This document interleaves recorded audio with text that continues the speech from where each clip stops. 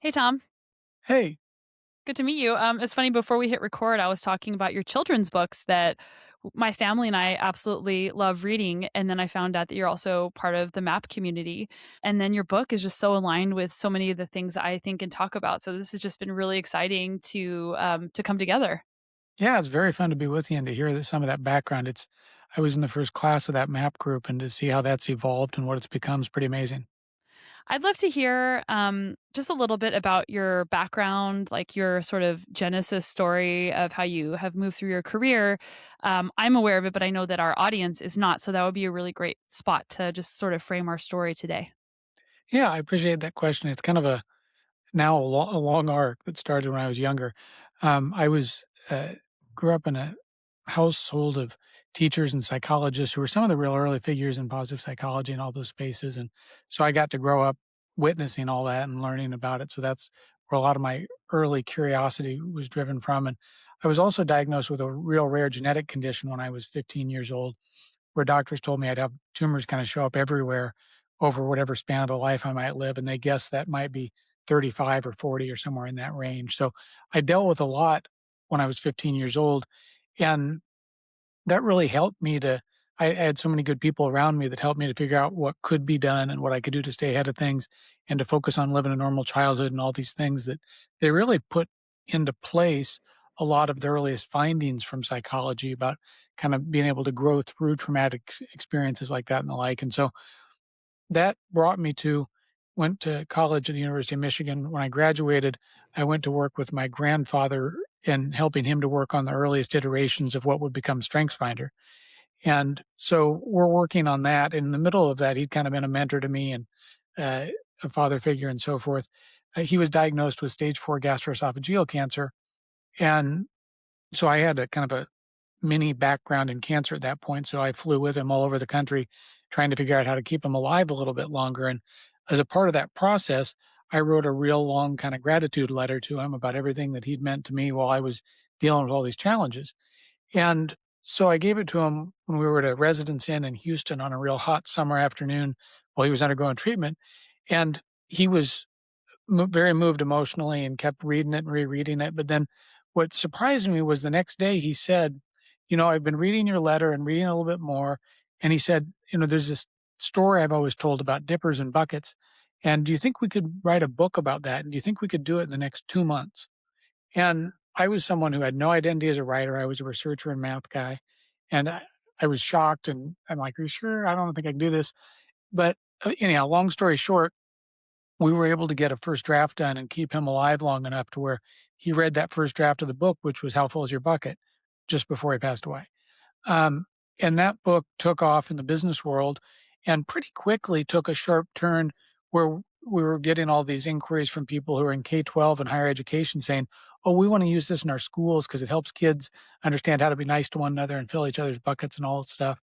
And so that's what led to the illustrated version of How Full Is Your Bucket for Kids that now has sold millions of copies and kind of taken off in first, second, third grade, really, in the United States. And so that pulled me into the whole world of publishing and wrote the book StrengthsFinder 2.0, Strengths-Based Leadership, and eventually went off on my own 10 or 15 years ago, started a publishing company. And now this book that we're releasing this week is book number 12. So that's a condensed story of what's been 30 years in this space. I think it's really interesting whenever people reflect on their journey and the things that are the the goalposts for them. And you could have said, like, I achieved all these things, I won whatever awards, or those types of things. But what you focused on was the challenges you had to overcome, the relationship with your grandfather, and how that relationship has helped you contribute to the world. And that's just a really interesting way of framing where you are today.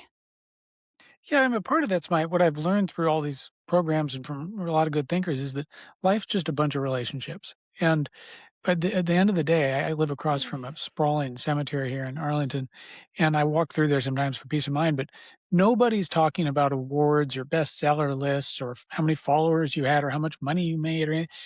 I mean, what we kind of all get to leave behind is the influence we've had on and with other people. And so I spend most of my time waking up in the morning and saying, if I really want to serve a big purpose, how can I make sure that I'm injecting as much as I can in a positive way into my closest work relationships, relationships in my community, relationships with readers, and mostly with my kids, my spouse, my friends, and community around here in particular, because it's it's those things that I think not only will matter in the end, but they're also the things that can continue to grow in our absence when we're not working on it and laboring through it on a day-to-day basis. So I think there's some it's fun to think about how those things can scale well after we're gone.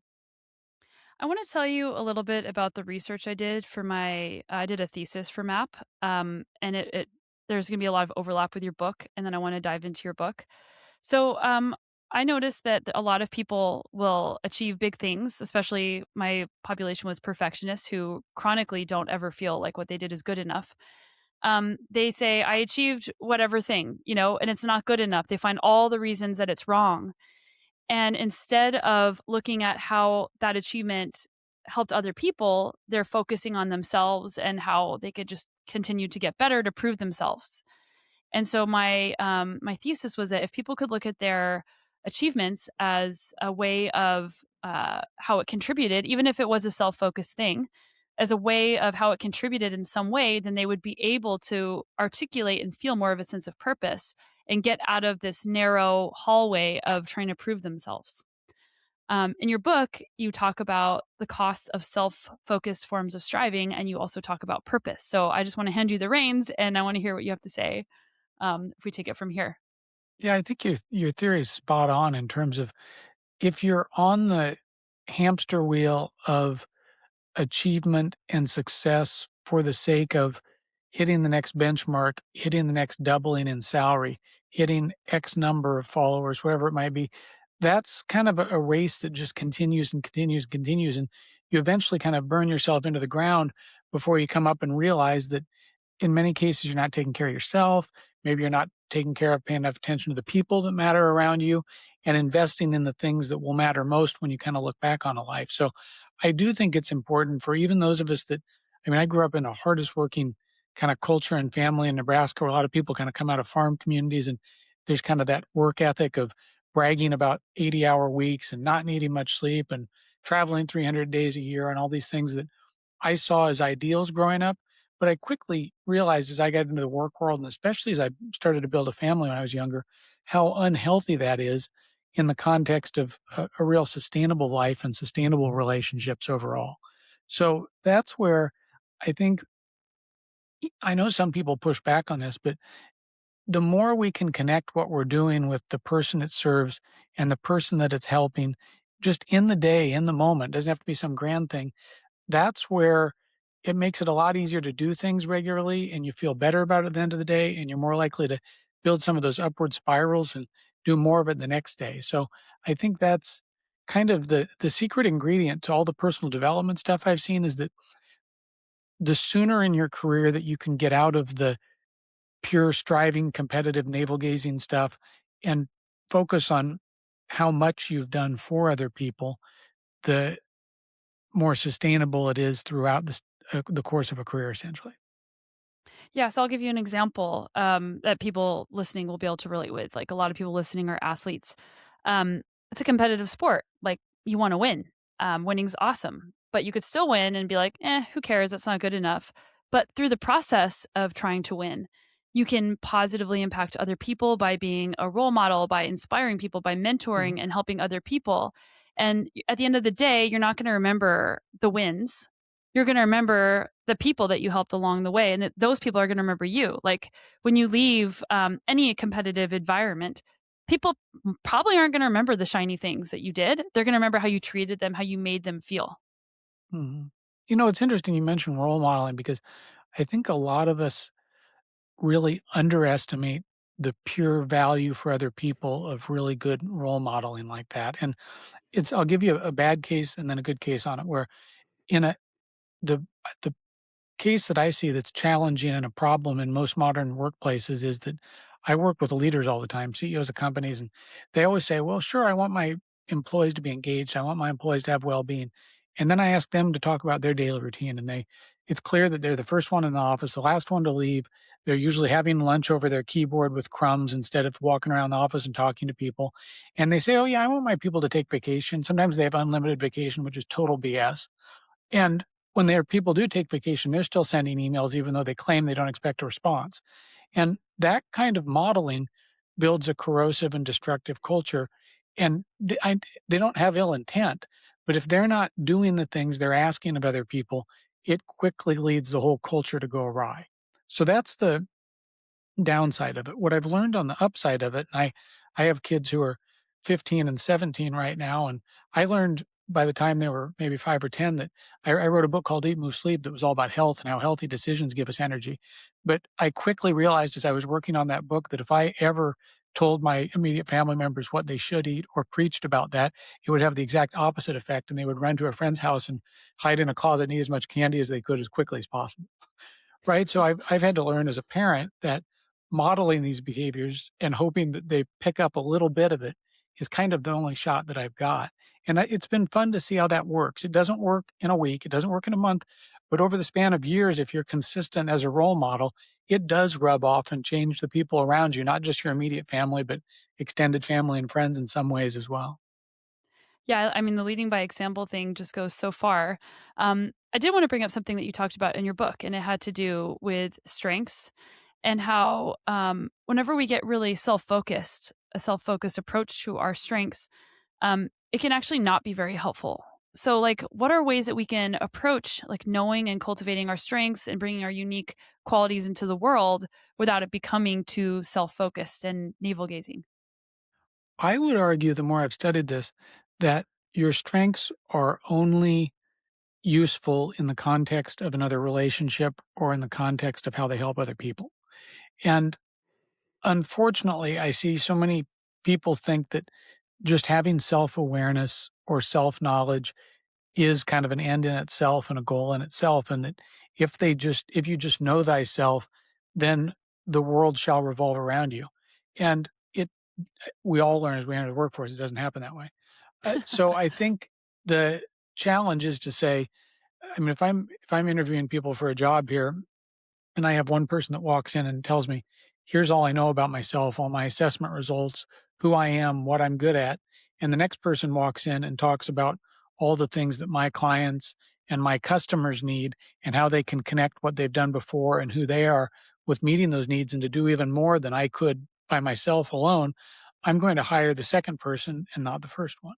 And so, especially as job markets get more competitive and so forth, I would argue that it's incumbent on all of us to focus on how we can create more and build more and have more kind of cumulative societal value for other people because that's the dependent variable or the outcome that leaders and organizations and economies sort of care about. So, what do you propose people do? Because you need to have self knowledge and self awareness, but you also need to be able to use it to make a difference. So, how do you bridge that gap? I think we're getting pretty close to hitting the mark on self-awareness. I mean, there are so many, um, personality inventories out there and interests and diagnostics, and that's all been very, very good, and I've been a part of that on a lot of levels. What I think there's probably not enough, systematic tools and programs for is how do we really learn what's out there in the job market that other people value and that our community needs and places that we might be able to serve, and I've done some math on this as a part of this new book, and most people enter the workforce or a 4-year or 2-year program, and they've kind of seen 2 or 3 they have good exposure to 2 or 3 careers. So they know what mommy did, they know what daddy did, they might have seen an aunt or an uncle or a mentor at some point, so they know 2 or 3 things. But if you wanted someone graduating from college or even picking a major early in college to have even awareness of half the jobs that are out there, they would need to see a preview of about 50 careers because you need 50 careers to get to half the US workforce. So we're just kind of looking out a pinhole when we have to make these huge life decisions and falling into whatever our parents did in most cases. And the product of that is that most people, by my estimation, get all the way to the very end of their career and they've seen maybe 10 or 20% of what's out there at most. And so that means there's an 80% chance you get to the end of your career and you never even looked at the one area you could have been best at in life.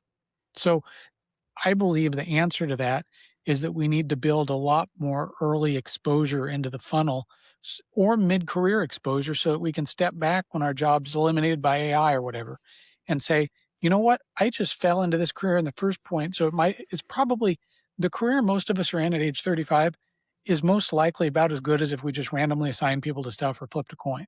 So as scary as that might be, it could also be an opportunity to say, hey, now I can open the aperture up and look at 10 or 20 other things and maybe find something that I can be a lot better at than the thing I trained for in college. So taking your self-knowledge, your own unique strengths, and then trying to think about different ways that you can apply them that maybe you haven't been exposed to before? Yeah, I mean, if you look at it just from a time distribution standpoint, I've probably spent 100 hours or hundreds of hours taking assessments, learning more about myself, my personality, my strengths, all these things. Uh, and I'd spent almost no time systematically looking at all the different careers and opportunities and things that are out there. I probably would have been better off in finance or medicine, to be really honest, but I just fell into whatever my parents did. And I think that's honestly the case for, I mean, if you look at labor market studies out of Europe over the last kind of longitudinal 30, 40-year studies, not only do most people go to work in the same industry as one of their parents, usually it's women following their mothers and men following their dads, but a huge chunk go to work at the exact same company. So it's not only the apple doesn't fall far from the tree, the apple like falls within a 5-foot radius. Do you think it's because people are afraid to try something different or just because they don't know where to look?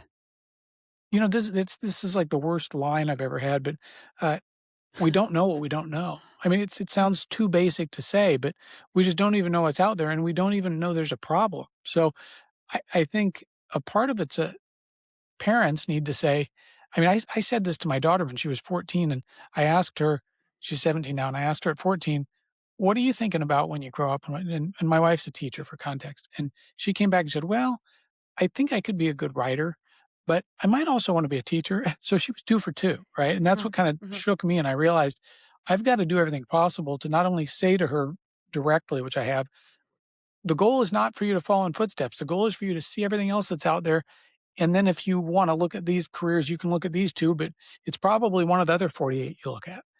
mhm. And so I think parents need to give a little more explicit permission there to say, "No, no, no, we're not determined that you follow in our footsteps because you need to take over the family farm anymore because that's not how it works." And educational systems, late high school, early college, need to do a much better job of expanding the funnel before we force narrowing and collapsing. I have some friends that work in student affairs with college freshmen, and they said that from the time a student applies to a school to the day that they enroll, 63% change their mind about their major. So nobody really has a clue about what they're doing. I'm been waiting to share this. So almost everyone in my family is an engineer. Like my mom isn't, but like my dad is an engineer, both sides of my family, everybody. So of course, what did I do my bachelor's and master's degree in my 20s? Engineering. I wanted to do biology, but they're like, well, if you want to do a biology degree and you want to get a job right out of college, then you're not going to get one. So and you're really good at math and science, so you should just be an engineer. So I thought, okay, I'll just do that. But I did it and I didn't really like it. Like as I was going through the whole experience, I thought, well, like I love math. I don't really love like the physics part. I'm good at it, but I just don't love this. And I worked Mhm, as an intern. I'm like, I just don't love this. I'm not passionate about it, which is I want to talk about passion in a minute. I'm not passionate about this. Like I just can't imagine myself sitting here doing this for the rest of my life. I can't. And meanwhile, I had found this sport, mountain biking, and I started doing that. And everyone in my family is like, "What are you doing? Like, why aren't you being an engineer?" And I quit. I quit engineering to pursue this like dream of becoming a pro mountain biker, which is a very hard dream to pursue to make a living doing it. And along the way, did other jobs like marketing, and I did all these like I went back to school and thought maybe I'll go to medicine. And I did this like assessment after I graduated with my master's in my 20s, like what job I should get. And it was like a list of all these different jobs, and like engineering was like the one of the last jobs I should be doing because of my personality. And I thought, I wish that I had been given this at the very beginning of college and had the permission to pursue something like that, because I didn't know that I was even allowed to do it. And by task switching to a different, completely different thing and seeing the world in a different way, it gave me permission to just see what I wanted to do. And I'm still on a journey. I'm not going to be locked in forever doing the same thing. I'm on a journey of exploration, and now my work is in like coaching and psychology and writing. And I know that that's going to iterate again. So I also think that like making sure we don't lock ourselves into one thing is important. And the pressure that our family puts on us, and then like you said, the lack of systemic support to help people see one of 50 careers that's potentially available to them, can really help them make those directions earlier. Yeah, that's a fun story that you kind of were able to break through that after all of that because a lot of I mean, there are expectations that in many cases people haven't even talked about. I interviewed a guy who founded a good sized, mid sized business and had his family kind of taking it over. And I said, "Did you ever ask your kids if they wanted to be involved in the family business?" And he looked back at me, he's like, "That's a good question, but no." I think if we just kind of fall into these defaults that are historical patterns and that kind of career, it's almost like apprenticeship where if your father's a woodworker, you're a woodworker, a plumber, a dentist. And now this is a very different economy and the world's changed a lot. And the amount of time, like you said, people spend in jobs, it's fine to bounce around. People bounce around, people do different things, and that can be good. It's not, it's a different, those systems of kind of succession are set up for a world where it was assumed you'd stay in that career for 20 or 30 years and that stability is built with a pension and all these things that are pretty dated now. So I think we need to work on not only just kind of being better parents and mentors around that, and as individuals saying, you know what, I need to take some ownership and agency to explore myself, but we also need to fix some of the systems so that the 4-year university is not pushing so hard to make sure that young people are picking and committing to 3 or 4 years of study before they even know what's out there and fixing it from that standpoint in the late high school part because I was talking with some advisors on this earlier today, and by the time you get to the career advisor, which is at the end of your undergraduate time, it's almost a little too late because you have that endowment effect where you've invested so much time, you're not going to look at other areas right there. So it's challenging. Well, my question is, how could you even know what that's going to be? Like, I finished a master's degree in electrical engineering at age 22. Like, I didn't know who I was. How am I making these major decisions at this time without truly even knowing what's out there? So, like, it's a weird system how we're supposed to be making these decisions, but also not knowing what's out there, compounded by the fact that like everything is telling us, you need to make money and the pressure of that and like status and like do these jobs, and it's really confusing for a young person. Yeah, that's why I'm trying to reverse engineer that, and I I realized that we just we're I don't think anybody my daughter at 17, she's not qualified to take some assessment that's gonna give her those answers. There's no assessment that could do that because she doesn't know what she doesn't know.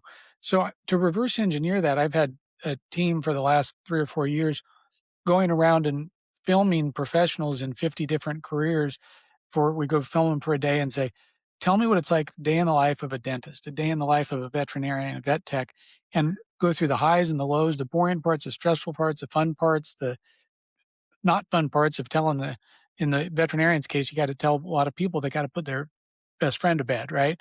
And things that nobody would realize if you were a young kid who loves dogs aspiring to be a veterinarian.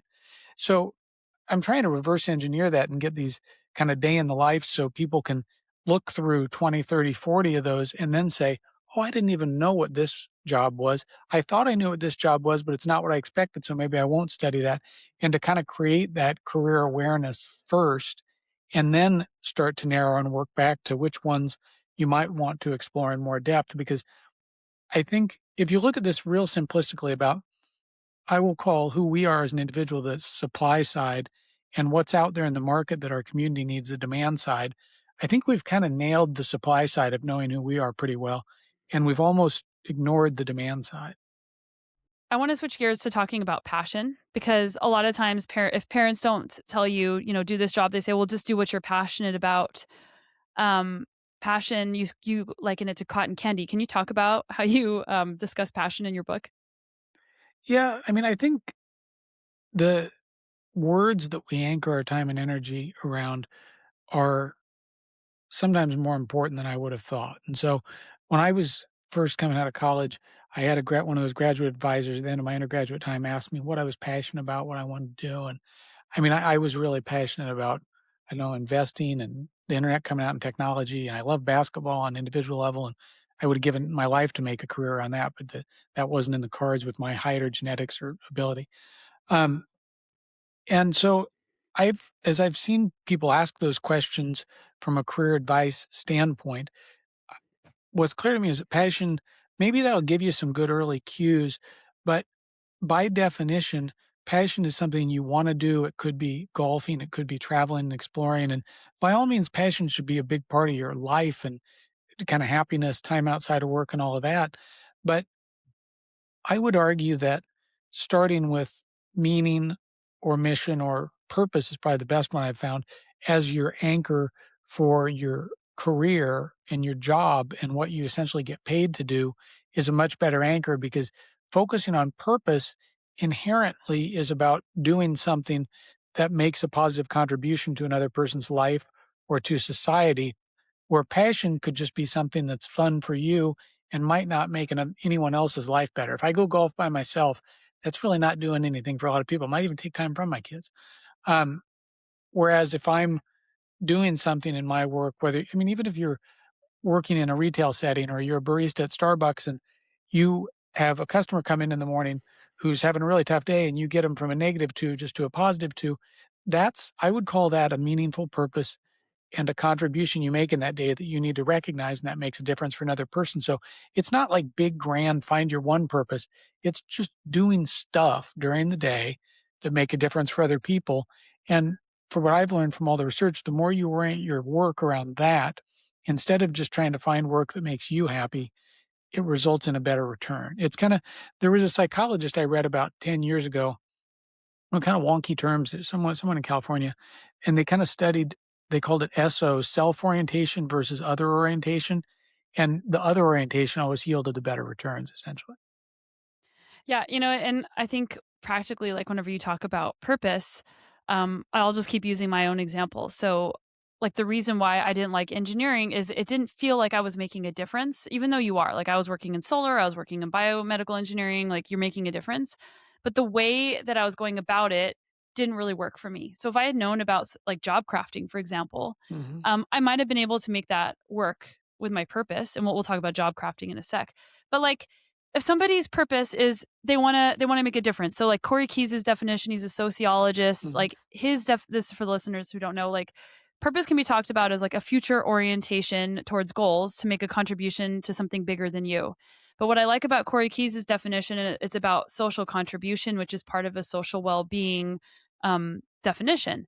And so, like, if we think about the work that we're doing and how it can make a difference to other people around us and see the evidence of that, that can wear many different hats. So if you hold many different careers, you do lots of different things in a day, if you're anchored to, I really want to, like for me, I want to help people find that thing inside themselves so that they can go after their bigger dreams and feel like they're capable of doing it. If they can do that, I can do that in so many different ways. I can do that as a pro mountain biker. I can do that as a coach. I can do that as a podcast host. I can do that as a mom. So coming back to that thing and getting as granular as you can, and I did not do a good job articulating it right there, but like, and it doesn't have to be perfect, articulating that thing and then using that as your anchor, that's a great way to be other oriented. And you can still do the self oriented pursuits as long as there's an other oriented, like otherish, like Adam Grant's term, otherish flavor to it. mhm. Yeah, that's where, and I've learned from this to, I was going to title the book something about purpose, and then I Mhm. realized that, uh too many people have a perception of the word purpose that it's some grand thing that kinda shows up on a really sunny day with rainbows and unicorns and stuff, and what purpose really is how you prioritize what you do in a given day, and so that's where we kinda got to the question of, I've been asking myself this for the last year or so since we stumbled on this. It's waking up each morning and saying, "What's the point of what I'm about to do for the next hour?" And if the point is I'm about to spend 30 or 60 minutes responding to emails that I could probably just let go of, I need to acknowledge that that's 30 or 60 minutes taken away from real quality time having a conversation or playing basketball with one of my kids at the end of the day because those are real trade-offs and one serves a purpose, another might or might not. And I've learned to prioritize a lot of my best creative work instead of some of the responsive things that of course need to get done that we all have later on in the day because I'm asking what's the point of where I use my best time in the first 3 to 4 hours of the morning as more of an anchoring like you talked about. It's for me, it's become an anchoring question to say, do I even need to do this? Will it matter a day from now, a week from now, maybe even a year from now? And if not, can I rearrange things so I never have to do it again? Or I put it off until my kind of worn out responding time at 4 o'clock in the afternoon? And some of those things that we do are just they don't actually need to be done. There's like a standard Mhm. or a reason that we set to do it, and then you do it at the cost of something. And like I love how in so much of your work you talk about the importance of taking care of ourselves. Like the body battery example, or in your book you talk about like, well, I need to take care of, eat healthy and exercise and sleep. And even that is a role modeling example, like we talked about earlier. You can't show up for your purpose if you aren't taking care of yourself. um, and so many people forget about that because that's like one of the first things to go whenever we get busy is taking care of ourselves. Yeah, and that's what I've learned as I've got, wall-to-wall, meetings and interviews with the book launch here, and I've had to have discipline for myself to say, "I've gotta get out and have kind of a vigorous walk with my dog or be outdoors for at least 30 minutes." Even when I'm wall to wall to wall, I can't afford to skip that, or I'll be too tired and not have enough energy in the middle of a event like that. Yeah, like I worked with this great sports psychologist a long time ago, and she told me like it's not just about time management; it's about energy management, and you have to protect that energy. Just because you have the energy to do everything, like this is could be like the dark side of contribution. Is like, well, I want to help as many people as possible, but at what expense? And if it comes at the expense of you, then that's also a problem. Right. Yeah, and that's where the the thing that I've had to continue to emphasize in almost every book that I've written is, um, while all of the research we've been talking about today suggests that you should anchor your efforts and your energy and your thinking outward towards things that kind of make a difference for other people and that last beyond your time when you're working on it. The huge caveat is that you have to make sure that you have the energy you need to be your best for other people every day.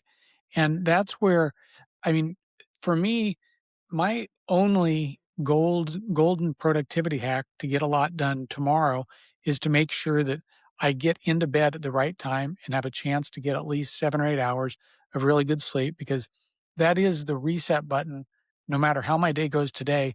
That gives me great odds of having a good day productivity-wise, relationship-wise, energy-wise, having fun, being active, eating well, all those things the next day. And it's so easy to let all these work demands mount and to always put those things off. And I mean, one of the things I think I wrote about in several years ago is, I mean, you can kind of take it from me as someone who's had all these big threats to my mortality and stuff. People always say, "Well, I'll do that tomorrow. You have tomorrow." You don't, and so we've got to stop acting like we have tomorrow, especially when it comes to taking care of our own health and energy. And yeah, you talk about this a bit in your book, but I want to bring it to retirement. Like a lot of people say, I'm just going to grind today so that I can retire later and start living the life that I want to live.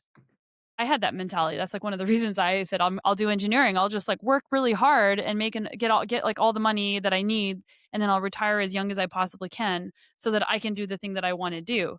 But that's problematic because that's like exactly what you're saying. It's putting off that thing. So like, what is your view of retirement?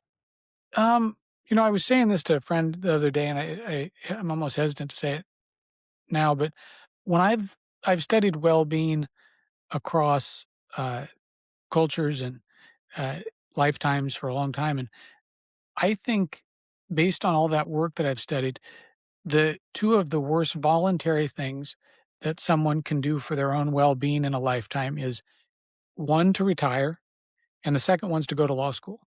And I'm not sure, and I this is just reading data. I'm not. This isn't Mhm. my. I have a lot of friends who went to law school. Most of them are not in law right now, fortunately, and doing something else. And there are a few that love it, and that's great for some people. But when you look longitudinally at well-being and life satisfaction, people who outright retire and stop doing something that they can consider a trade or a vocation or a calling, it's one of the roughest things on life satisfaction 6 or 12 months after that, and it's right up there with major life events where, you lose a spouse, you go through a divorce. I mean, it's pretty bad. So I would encourage people to think really critically about how they continue to do what they do and they continue to make a contribution and serve a purpose, maybe at different degrees, and that can flex and go up and down over a lifetime. But in my opinion, and for me personally, retirement is just not even, it will never be on my radar screen and is a non-goal. I just don't think it conceptually works anymore. And I'm hopeful that a lot of us can live a lot older than we thought in good health and continue to make a contribution until we're gone.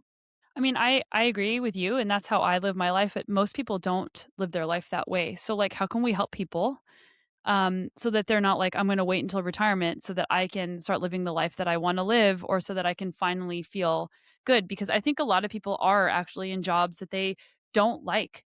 They don't have I wanna almost call it privilege to be able to do the work that they love. So they're just doing it. It's like there's all the different categories of meaningful work. They're doing like a utilitarian style of job. They gotta get the dollars. So they wanna retire as quickly as possible. So, like, how do you help those people? Yeah, I think I think it requires a mindset shift where, um, the other work that I've looked at suggests that I know there are times when all of us need to, if you need a job to pay your rent, pay your mortgage, pay your bills, put food on the table, by all means, that supersedes everything. And once you get to that point, it's important to say, how can I make sure that I continue to have some upward trajectory over decades to where you're in a career that's not making you miserable on a day to day basis? Because if you're in a career that absolutely makes you miserable and you can't craft your job enough or have any control to do much about it, on 15 out of 16 factors for daily well being in a job you hate is worse than being unemployed. So I think there are a lot of people who stick with really lousy jobs far too long. And if that's the case, the good news is that you can kind of try your best to reshuffle, eventually be looking to find a job that is both at least neutral, hopefully good for your well being, and it can pay the bills and do some of those things. So I, I think we need to move past that 30, 40-year ago mentality of you kind of settle for something that's just a paycheck. There's a friend of mine who's a professor at Stanford, Jeffrey Pfeffer. He wrote a book that I still tease him about the title of because it's kind of a tough one in the workplace, Dying for a Paycheck. And the title itself is kind of a summary of this broken old social contract between people and employers that occurred when I was growing up, but I'm hopeful that that will continue to change pretty rapidly. Yeah, I think another sort of question for people is like, what are your expectations of your work? Like, is your expectation that it's going to be like a 10 out of 10? I love it all the time. It's this amazing thing. It's everything I ever dreamed of. Like, what is a reasonable expectation of what you're getting out of your work? I think a reasonable expectation is that you're making a contribution to something and serving a purpose every day that you feel good or good enough about as you're working to always elevate that over time. And I would ask yourself, is this job or career a net negative or a net positive for your well-being and for your family's well-being overall?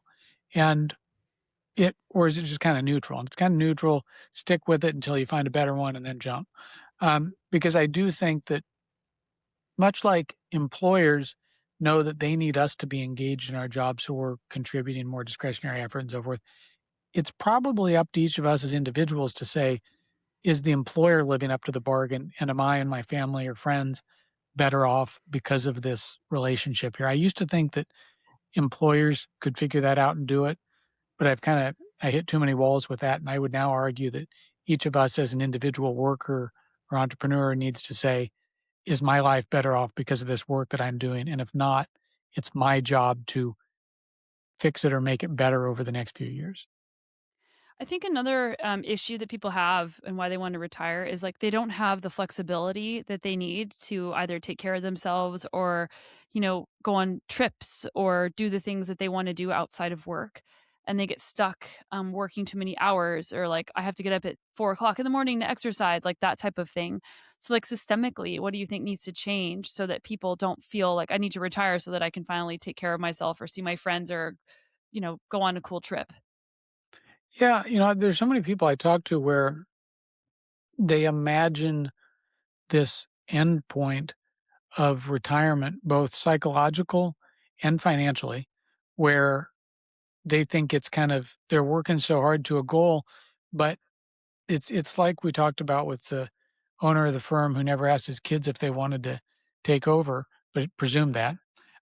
I don't know that we've actually done enough work asking ourselves and our spouses and our friends and people we work with, when you say that, what do you really mean? And what's a good day going to look like the day after you retire?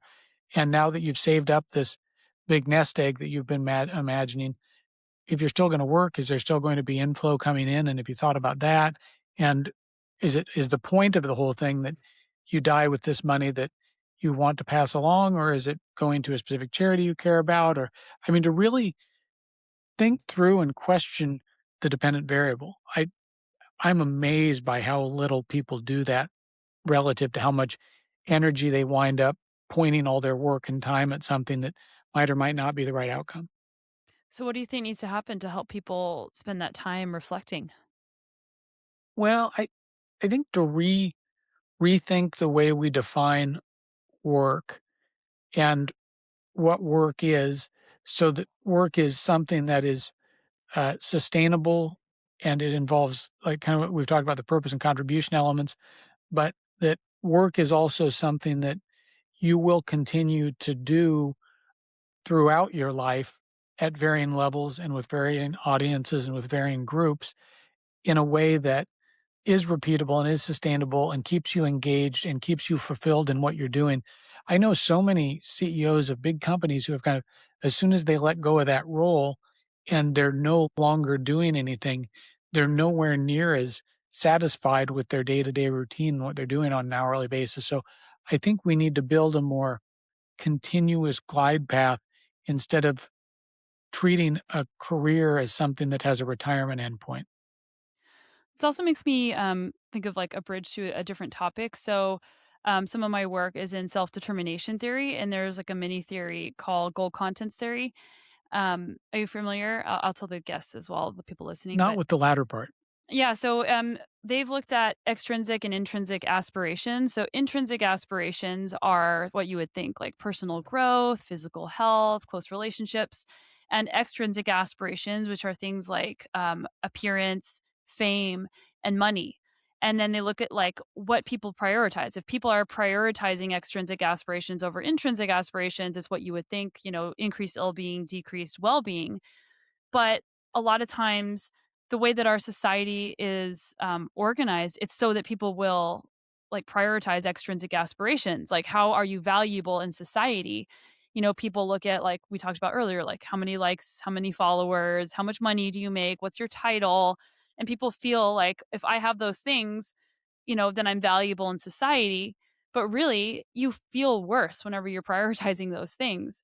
And whenever you come to these intrinsic things that are like you have some self orientation, but also another orientation involved, you actually feel better. But it's very counterintuitive to how our society operates to actually prioritize these intrinsic aspirations. Yeah, it gets more and more difficult with all of the things flying at us in terms of the immediate gratification of the extrinsic rewards, essentially. Where the and we studied this 10 or 15 years ago, where we had everybody go through this well-being tool when I was at Gallup, and we asked people. We looked at their overall scores after they went to this well-being finder product, and then on the back end, we said, okay, if we gave you 5 areas of well-being, we had social, career, financial, um, physical, and community. And on the back, after we had them allocate those points, we looked at the people who allocated the most to financial had the lowest well-being scores behind the scenes.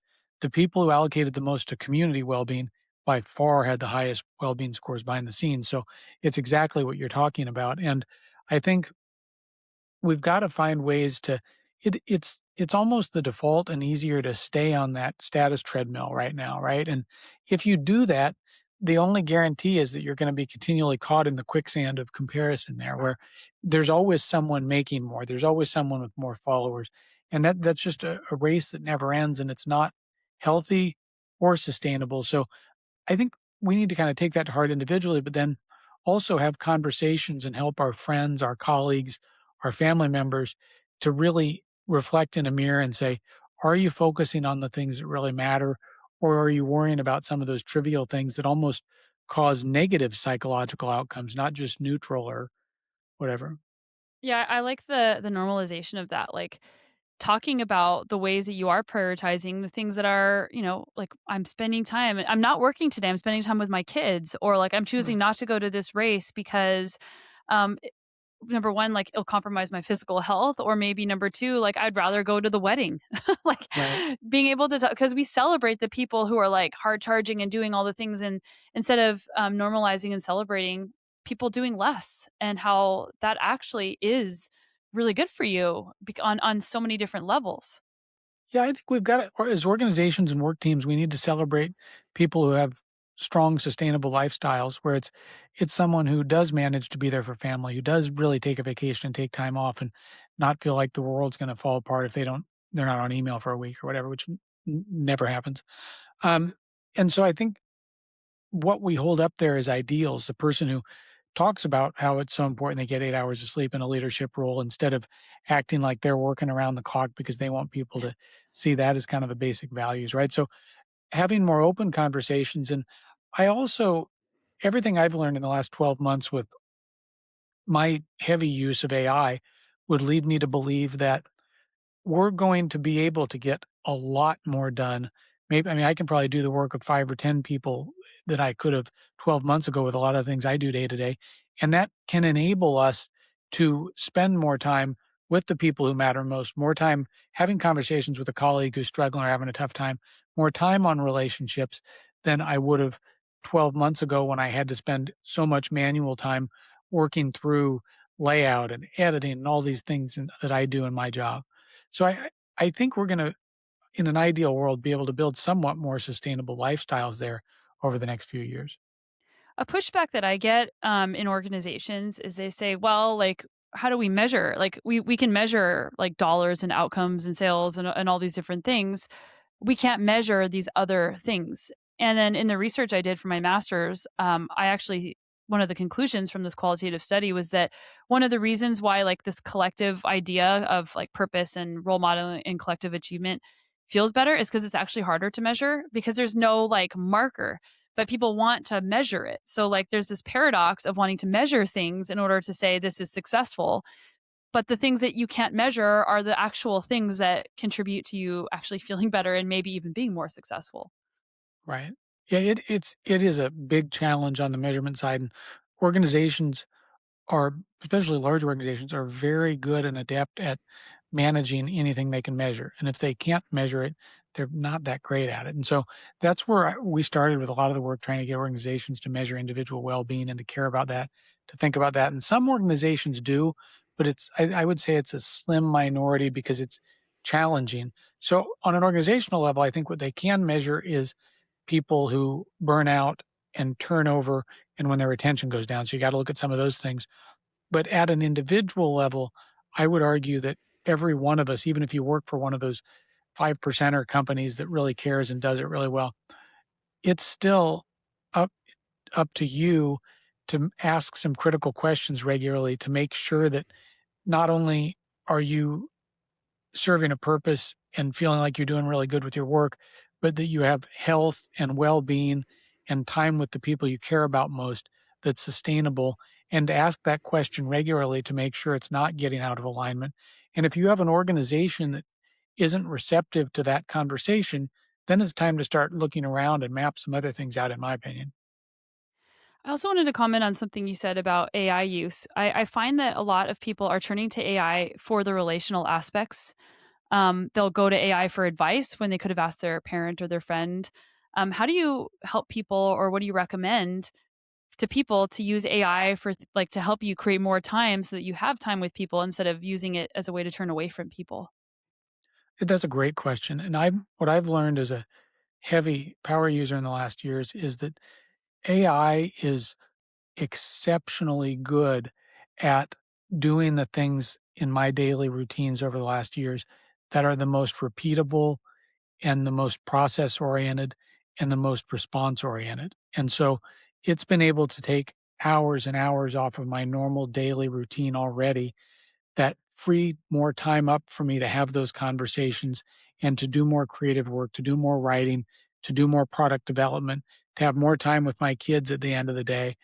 And I think what we're going to see over the next 12 to 18 months, if not sooner, is that AI will essentially start to take over and replace a lot of the jobs where people were essentially doing repeatable tasks, going through the motions, being the most responsive from a help or a call center standpoint and so forth. And so I put a chapter in this book that was all about how people need to spend more time initiating versus just responding, and I Mhm. would not have included that in a book a year ago or 2 years ago before AI, because I thought that we need to have a big chunk of the workforce that's just responding, and, some people are more creative and are more builder oriented. But as we got into this new era coming here, I realized that I think we've all got to challenge ourselves to get out of that mode of kinda going through the motions in a day and doing some of those responsive things, because if you're doing that, there's no telling whether you're one Claude half point update away from losing your job, right? And so I think we've all got to challenge ourselves, say, how can I be the initiator? How can I automate some of the things that were more routinized and process oriented? And I even had an open conversation with the people who work on my team to say, you know what, I can do 5 or 10 times more in all these areas than I could have 6 or 12 months ago. And so we all have to do that if we want to pull our own weight, because now we're not a team of 5, we're a team of 50. And we've all got to act like it and be power users of those tools, because it's the person who's not using AI at all that doesn't have that exponential value to our team right now. And it was a real blunt and candid conversation, but almost everybody that works for me directly responded real quickly, and they're kind of all over it and outpacing me now. Wow. I we have 5 minutes. Actually, this is not book related, but are you care to share how you are a power user of AI and, like, some of the things that you've done that have helped you? Sure, I'm in my office here with a conference room adjacent, and I currently have 8 workstations running 24 hours a day around the clock. Where Wow. I have one that's dedicated to health, working on new cancer research and discoveries, and it's doing hourly sprints every 24 hours a day. I've got come up with like 17,000 different things on I have kind of a health dedicated machine. I have one that's dedicated to helping people work on new career learnings and coming up with apps and ideas, and I have another machine that's working on copy editing some of the books and doing layout and doing research and references on some of the books that I'm working on right now. Um, and I have another machine that's kinda dedicated to a lot of the investment work that I do and managing my finances and some of those elements, and so it's I've learned that it's essentially that you can spin up Claude Cowork accounts, which is I think from an AI standpoint, there are a lot of people who I don't do any AI chat. I saw that in the early days, and I didn't that wasn't overly interesting to me. But having AI actually building iOS apps and doing functional editing and pulling together medical discoveries with plugins from PubMed and all these things that humans can't make that many connections is really, really remarkable. And so I feel like I'm someone that used to wake up every morning and spend 2 years or sorry, 2 I've spent many years reading 2 hours of medical journals and articles every morning, and to have that processing power go up 10 to 100-fold on me in the last 12 months, just on the health research I do, it makes me more optimistic about the discoveries we'll see in the next 18 to 36 months around human health than I've been in my entire lifetime battling a major chronic condition. So Wow. I that's where for just from a health standpoint, I don't think anyone can be bullish enough on AI right now. So how does one learn how to use it like that? I think you just need to get into a Claude Code or Cowork type desktop application where you start working through building stuff and treat it like 5 employees who are working 24 hours a day and start tinkering. And I've had everybody on my team just send me a little application you built. It can be in a browser. It doesn't need to be on iOS.